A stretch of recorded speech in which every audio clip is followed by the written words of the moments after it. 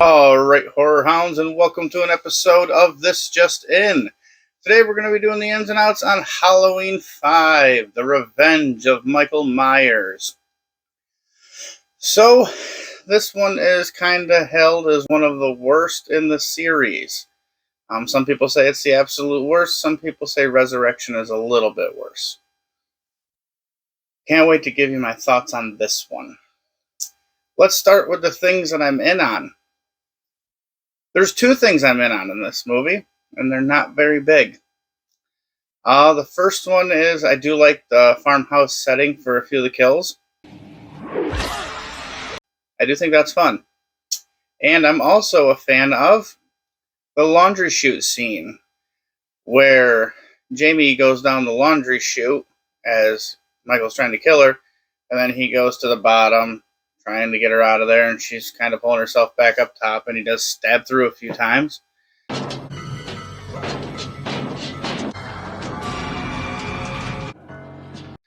And I read online that they were using a real knife when they were stabbing at little Danielle Harris playing the role of Jamie. And he nicked her on one of them, so she was actually bleeding. So when you see that in the movie, that might actually be real blood. That scene is pretty neat.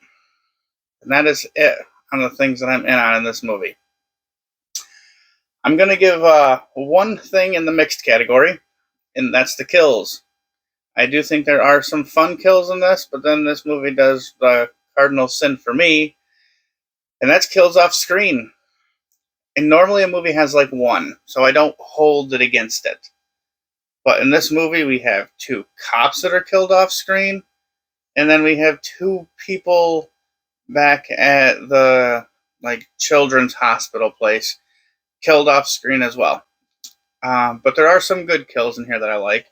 I'm a fan of, I think it's kind of like a harvest tool. It's got like the 3 poke holes on it, and he stabs the guy right in the face with it. Trick or treat!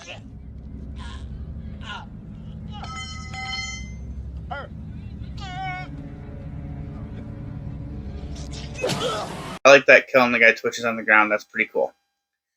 He also shoves a pitchfork through a guy who's in the middle of having sex. And so, as we know, it's a horror movie. You have sex, you die. And then he does use a scythe to slice open the girl who was also having sex in that scene. So, those are 3 pretty cool kills. I like that they introduced the farmhouse and they had some stuff to go with that when it came to the killings. Now to the things I'm out on. Like I said before, killing off screen is a cardinal sin for me. I think it's stupid or pointless to have kills off screen. I get it if you have 1, but 4 is just a bit excessive. The first thing in this movie is, if you liked anything to do with part 4, congratulations. This movie doesn't care. They don't care if you like part 4. They shit all over everything to do with part 4. Starting off with, when we saw part 4, Michael got shot a bunch of times and he fell down in the hole. And then Jamie is seen stabbing her stepmom to death, covered in blood. In this one, the reference sounds like maybe the stepmother didn't die. So that takes away that cool kill. Also, we get to have that favorite thing of mine of, let's rewatch what just happened in the last one, but we'll change a little something at the end. I hate when movies do that. Let's show you the events of what was already shot so we can pad a few more minutes in there because we can't think of anything to do ourselves. At least that's how it feels with this one. They actually throw a grenade in the hole to blow up Michael Myers, but he sneaks out the back of the hole and magically lines up in a river, and he floats downstream to some guy's house. And then he goes like he's going to kill the guy, but he falls asleep. And then we get a black screen and the title card. And then it tells us Halloween Eve, 1 year later. So this happens a year after the last movie because Michael Myers took a year-long nap. A nap. And we know it's a whole nap for a year. Because as soon as he gets up, he kills the guy who's living in the woods. So he makes it in his house, tries to kill him, falls asleep, wakes up a year later, and does kill him. So now we all been wondering what Michael Myers does every year. He sleeps because he's only got enough energy for one night out of the year. Now, those other movies, when, like part 2 to part 4, 10 years passed, I think maybe he took a 10-year long nap so he could go after his niece. Maybe? Don't know. Then we get to meet Jamie. Jamie now is a mute and can't speak. So you took your character who was killing her stepmom and probably the best part of the entire fourth movie, and now she doesn't talk at all. But don't worry, she does do these random screams where air kind of comes out, but no sound does. That's always exciting. Let's take a character and take away her ability to speak. And then Rachel, who helped her survive the last movie, you thought she was a great final girl? Well, don't worry. This movie does a great job of killing her off in like the first 10 minutes. So, 2 characters you liked in the last one. One can't talk and one's dead. Yeah. And then Donald Pleasence comes back, and he is playing Dr. Loomis in this one. And in this one, Dr. Loomis is crazy. He's an asshole, kind of. He's always screaming at Jamie. He yells at other kids. He pushes them out of the way. He uses her as bait to try to get Michael Myers to come, like he's going to just hand over the child to Michael Myers to let her die. And this is probably the worst role of Dr. Loomis in all the movies. And I'm going to say that even comparing it to some of the remakes that come out where a lot of people hate Dr. Loomis, especially in the Halloween 2 remake, I still think this is the worst portrayal of him because Donald Pleasence is forced to play a role of a character that he knows because he played him in 3 previous movies, and it's completely not like how he is. So that directing choice was shit. Let's see. After Rachel dies, the new main character girl in this movie is Tina. Tina is a pointless character. She has no real vital role to the movie, but yet we follow her the whole movie. Even at a point where Jamie finally speaks in the movie because Tina shows up and she says Tina's name, and it's supposed to be this heartwarming moment. It's the name of her sister who died friend. And instead of staying with Jamie like Jamie wants that night, she's too busy leaving because she wants to get laid. So that's a great character that you built for us. You killed off the person that we all liked, and you gave us someone who's annoying, has almost no purpose, and even at the one time where she could have a redeeming quality, getting a little bit of sex is way more important than being in this child's life that's been hell for the last year. Been hell for a year because he took a nap. And this Michael Myers kind of sucks too. I don't like Michael in this movie. I don't even like the way the actor portrays him. His mask is just as shitty as in the fourth one.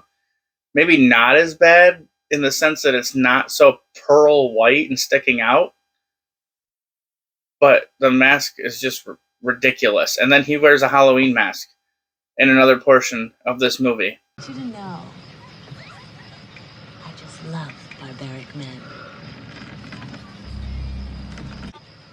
When he's picking up Tina, he's wearing some old man looking mask. So not only does he lose his mask that doesn't look that great, but then they put him in another mask because reasons.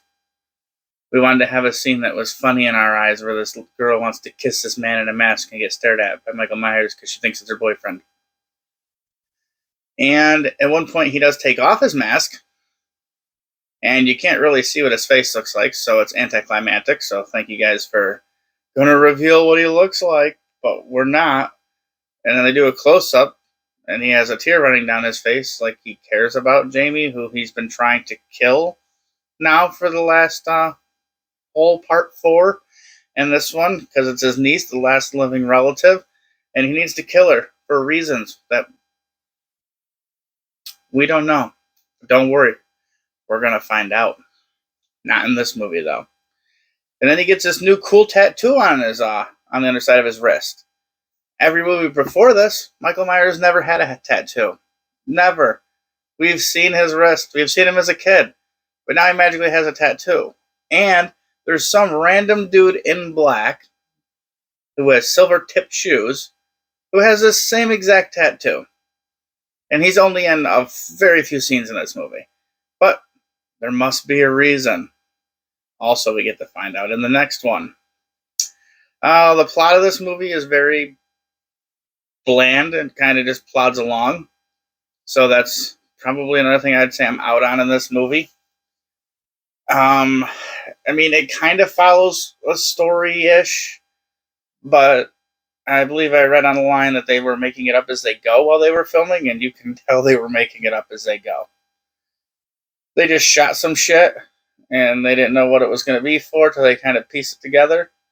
The Man in Black was just an add-on filler they came up with as they moved along. You can tell he has very, very few scenes. And his most important scene, I guess, is during the ending. We get two cops in this movie that when they walk out of a house, it actually plays clown music. All clear. Nothing above, nothing below. Clown music. And it's not the only time in the movie they play some doofy sounding music for these two cops. In case their portrayal doesn't tell you that they're doofuses, don't worry. The music behind it will. Yeah, that's how far Halloween 5 has come. We go from having an iconic score in Halloween 1, known by everybody everywhere. Even if you haven't seen it, you still know the score. This one, we get doofy sounds, just in case we were curious on, how dumb these characters are. And then my final thing I'm going to say I'm out on, since at this point it's pretty much everything besides two scenes, is the ending. The ending, where they finally get Michael Myers. I guess. He escapes. Loomis ends up trapping him and knocking him out with a 2x4. Then he has a stroke and passes out on top of him in what looks like the weirdest cuddle you've ever seen between a doctor and his homicidal patient. They take him back to the police station, and the Man in Black comes in and shoots everybody up. And then Jamie goes in, and you just see a fire in the place, because shooting a gun at a bunch of police officers then creates a fire. And we see a hole. Maybe they did an explosion. Don't know. There wasn't a sound effect for it. And he's gone. Well, Jamie screams no. Movie ends. Alright, so my overall thoughts on this movie. This movie is a piece of shit. This movie makes me think Halloween 2 is a masterpiece. Don't mean to laugh. It's just this movie was horrible to watch. It took away everything from Part 4 and said, fuck it. Part 4 was good. Yeah, you like that? You made a lot of money on it? Yeah, screw you guys. We don't care what you like. And I don't know. It was hard to even get through. Like I said, some of the kills were good, thankfully. And that one scene with Jamie in the chute was a good one, but that was, I want to say, like an hour and 10 minutes into an hour and a half movie. Tina was an atrocious character, and luckily they killed her off at the hour mark. So the last half hour of the movie, we didn't have to hear her voice again. There is a stuttering kid who magically understands what Jamie's trying to say, and there's this one scene where Jamie's trying to tell him where Tina is, and she can't get sounds out, but the kid who stutters can figure out what she says, and they figure out that she's in the place with the woman with the cookies. Yep, this movie is probably some of the worst writing I think I've ever seen in a movie. So, my rating on this movie is... All clear. Nothing above, nothing below. I'm going to give it a 1.5. 1.5 out of 5. It's not quite a 1 because I do have two scenes in here I find good, and some of the kills are decent. But God, this movie is awful. Next, we're going to be doing Curse of Michael Myers, Halloween 6. There are 2 cuts to this movie. I'm just going to be focusing my time on the theatrical cut. I'm not going to be going over the producer's cut. Until the next one, give me a like, subscribe so you can see more content, hit the notification bell so you're aware when those things come out. Leave some comments down below. Can anybody here tell me if they were a big fan of Halloween 5? Does anybody defend it? So far, this is the worst one I've watched. And I know I've seen Resurrection. I'm going to rewatch it, but this one feels like it's still worse than Resurrection in my eyes. But maybe rewatching Resurrection, I haven't seen it in a good 15 years. Maybe that one will take the bottom of the barrel. But until the next one, rest in peace.